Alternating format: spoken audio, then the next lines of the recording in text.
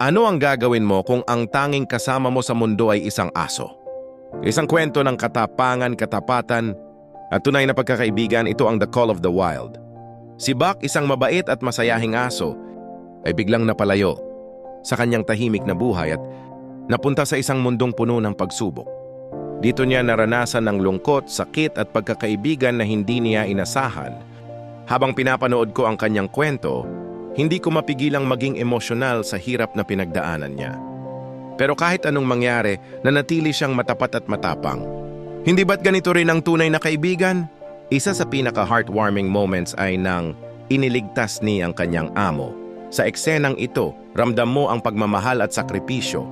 Ang The Call of the Wild ay hindi lang tungkol sa isang aso. Ito ay isang paalala na minsan, sa gitna ng pagsubok, ang tunay na pamilya ay hindi lang nasa dugo, kundi nasa mga kasama nating handang ipaglaban tayo hanggang dulo. Ikaw kaibigan, naranasan mo na bang magkaroon ng isang Buck sa buhay mo? O baka ikaw mismo ang Buck para sa iba? I-share mo ang iyong kwento sa comments. Kung nagustuhan mo ang kwentong ito, mag-comment ka sa ibaba. At kung gusto mo pa ng ganitong kwento, i-follow mo na.